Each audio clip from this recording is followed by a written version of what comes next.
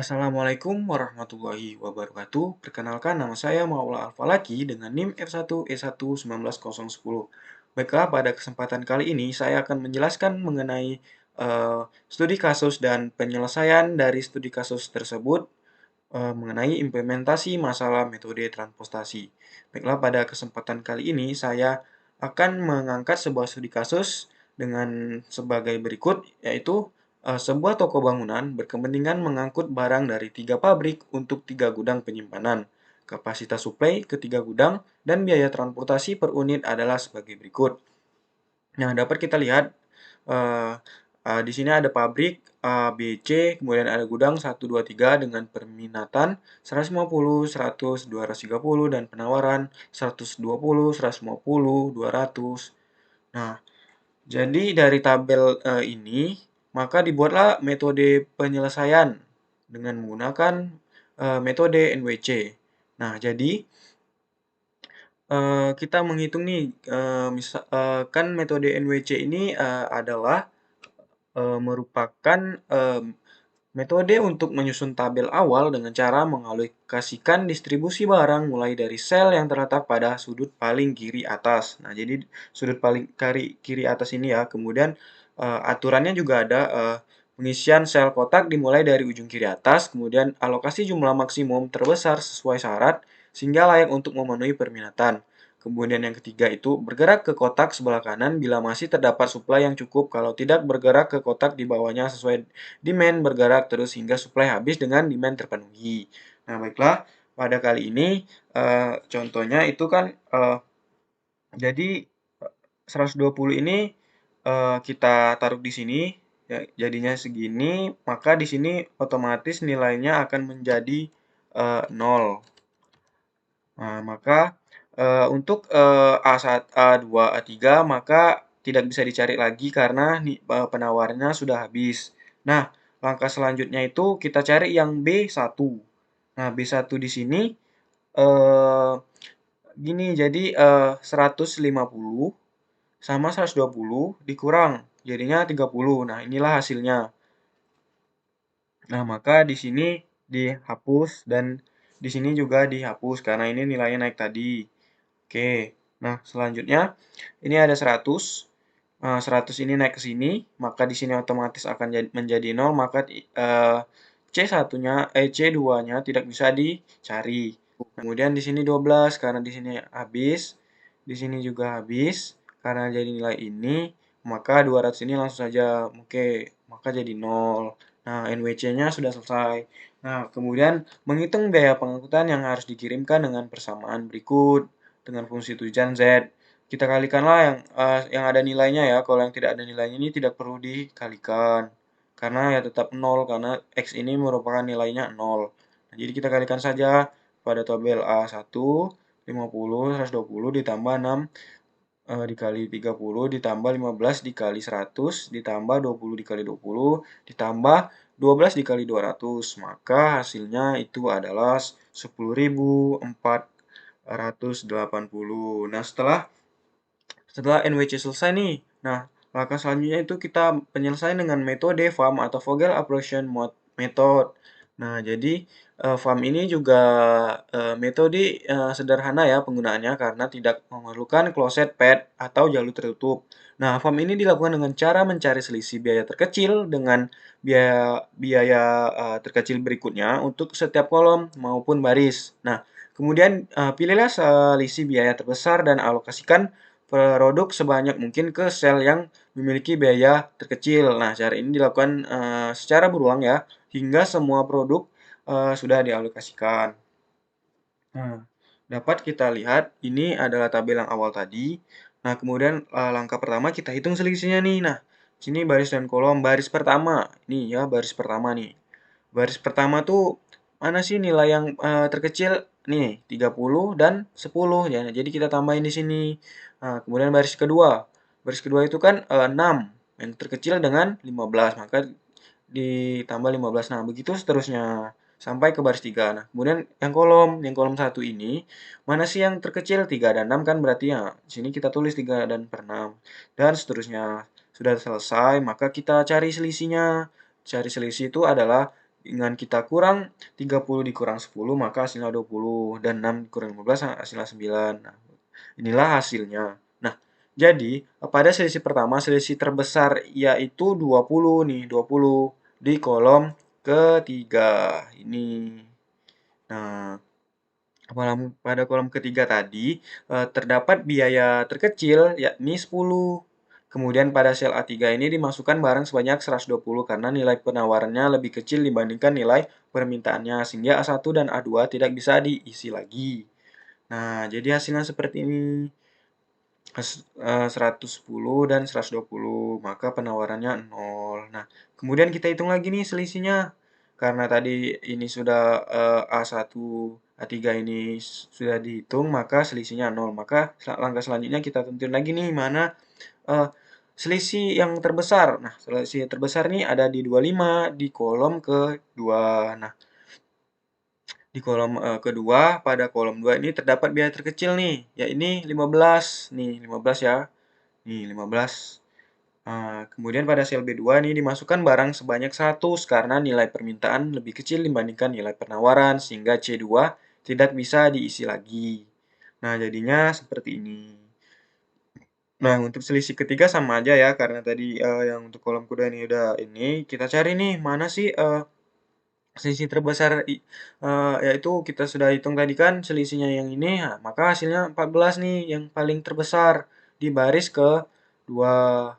Nah, ini nih. Nah, jadi pada baris 2 terdapat biaya terkecil ya ini 6. Kemudian pada sel B1 dimasukkan barang sebanyak 50 karena penawarannya lebih kecil dibandingkan nilai permintaannya sehingga B tidak bisa diisi lagi. Maka inilah hasilnya. Kemudian kita lakukan lagi selisih nih. Selisih keempat. Nah, kita cari nih mana yang terbesar sih. Nah, itu terdapat di kolom 12. Nah, di kolom 12 itu di kolom ketiga. Nah, ini nih. Nah, ini. Nah, sudah itu, kemudian pada sel C3 itu dimasukkan barang sebanyak 110, ya karena nilai permintaannya lebih kecil dibandingkan nilai penawarannya. Nah, kira-kira bentuknya seperti ini. Kemudian kita lakukan lagi nih selisih. Nah, sudah selisih ini kan ini sama nih. Nah, jadi terbesar itu 3 di baris ketiga, yang ini ya, baris ketiga. Nah, pada baris ketiga terdapat biaya terkecil, nah ini 3. Kemudian pada sel C1 dimasukkan barang sebanyak 90. Nih, 60 ya. Nah, kemudian karena nilai penawaran lebih kecil dibandingkan nilai permintaannya. Nah, sudah selesai. Karena sudah selesai ini, yang ini tidak bisa dicari ya, karena 0 hasilnya, dan ini 0, kemudian ini juga 0, maka kita langsung cari fungsi tujuannya dengan Z. Caranya sama saja kita hitung, yang 10 dikali 120 ditambah 6 dikali 50, 50 ditambah 15 dikali 100, kemudian ditambah 3 dikali 90 ditambah 12 dikali 110. Maka hasilnya adalah 4.590. Nah, setelah ini, langkah selanjutnya itu ada penyelesaian dengan metode stepping stone. Nah, apa sih metode stepping stone tuh? Kalau boleh tahu?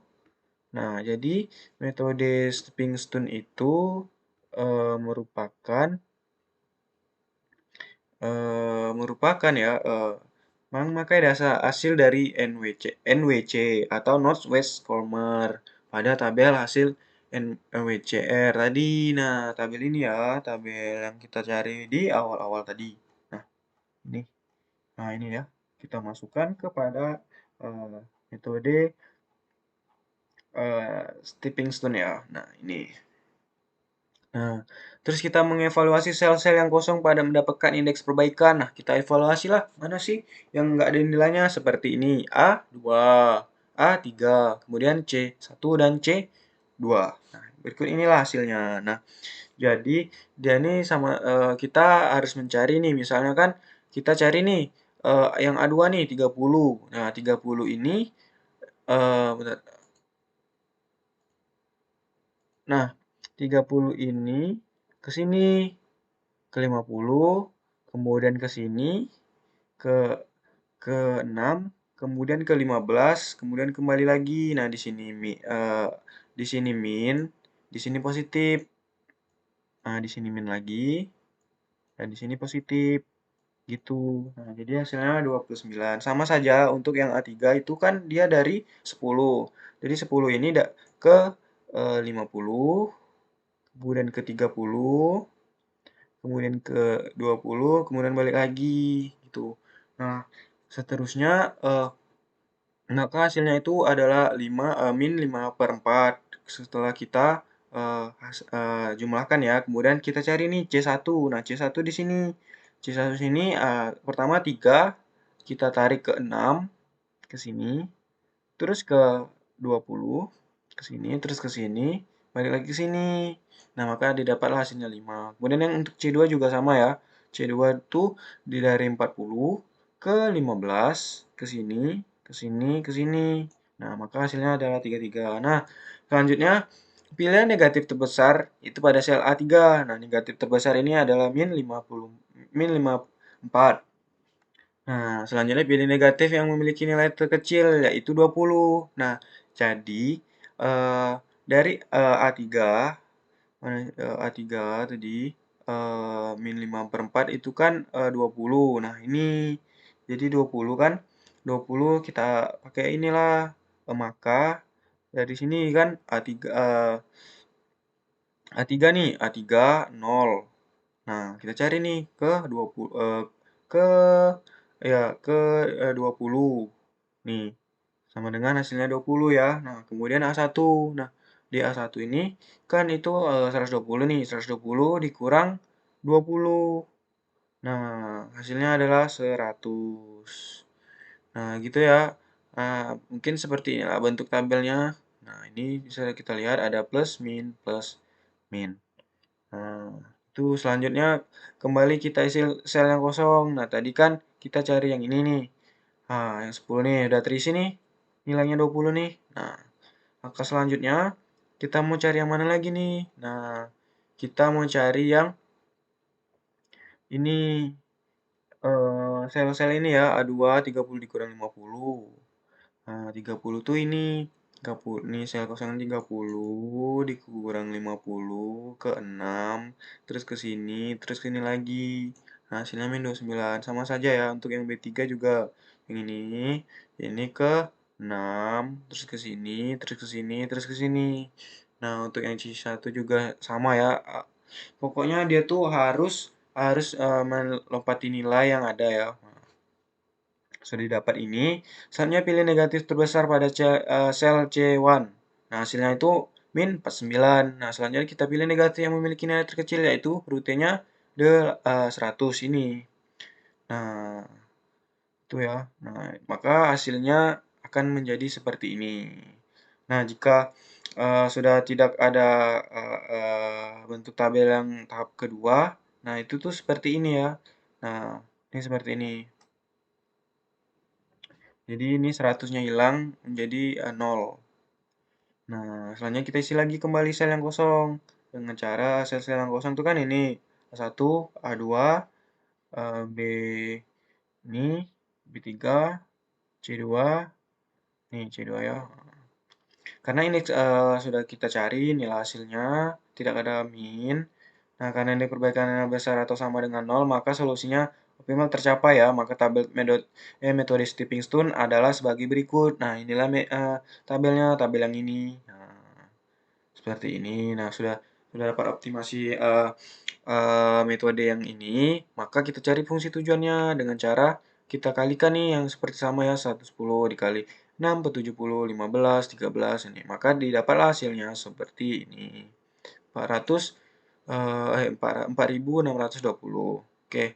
Nah, sudah selanjutnya yang terakhir itu metode MODI. Tahap awal menggunakannya data NWC yang solusi pertama tadi. Nah, apa sih metode-metode MODI itu merupakan metode penyelesaian kasus transportasi yang dikembangkan dari metode stepping stone. Nah, tujuan penelitian ini menentukan eh, yang tadi ya agar optimasinya tuh dapat hasilnya. Nah, langsung saja kita pertama itu perubahan alokasi pertama dengan menghitung nilai tiap baris UJ dan eh, VJ dengan formula CIJ dan UI dan ditambah VJ.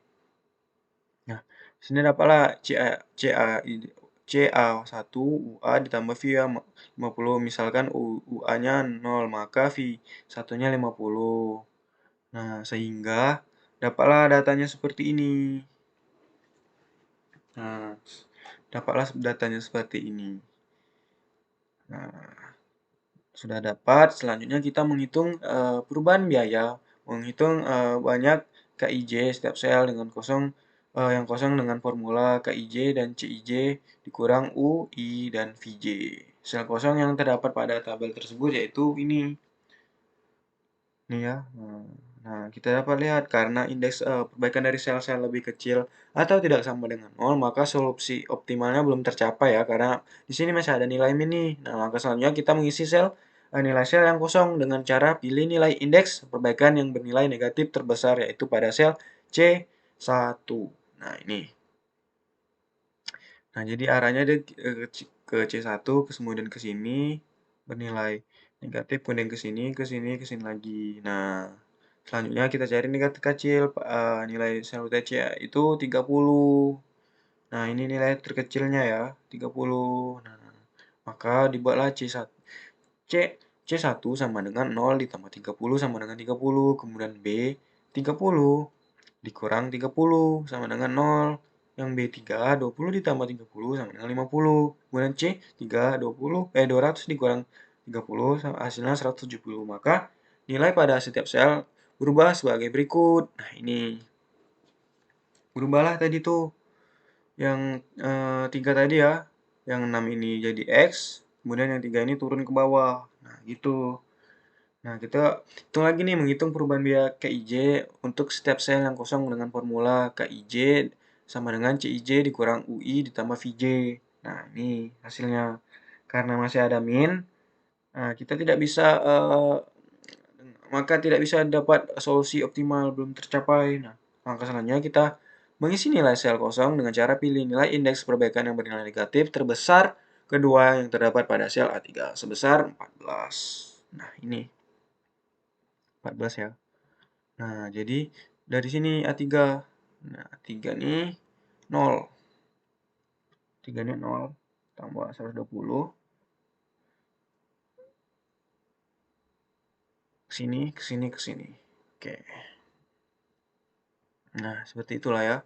Nah, maka nilai setiap tabelnya berubah menjadi sini. Nah, jadi 120 itu dihilangkan menjadi yang ini, yang 12 ini menjadi 500. Nah, kita hitung lagi nih, sama saja ya karena belum ada hasilnya min, maka kita lakukan perulangan yang sama hingga beginilah hasilnya. Nah, ini sudah tercapai nih, ini hasilnya ya. Nah, itu. Nah, kemudian kita lakukan nih karena nilainya sudah positif semua ya, tidak ada negatif. Nah, maka eh, solusi optimalnya tercapai. Nah, berikutnya tabel modinya. Nah, ini tabel modinya. Kemudian kita kalikan nilai-nilai yang ada pada sel ini, maka terdapat hasilnya adalah 13 eh, 13.450. Nah, berikutlah hasil dari metode Modi. Nah, selanjutnya untuk implementasi metode NWC pada codingan PHP. Nah, di sini saya membuat codingannya dengan bahasa pemrograman PHP yang di sini ada file index.html, kemudian file input.php, kemudian di sini ada file main.php, kemudian di sini ada file new nwc class.php, dan kemudian file process.php, dan yang terakhir adalah file steppingstone.php. Nah, berikut inilah hasilnya. Nah, ini outputnya nih. Ketika kita inputkan, kemudian sini hasil MWC karena saya hanya mencari hasil dari metode NWC. Hasilnya 10.480. Nah, kita sinkronkan dengan data yang kita cari.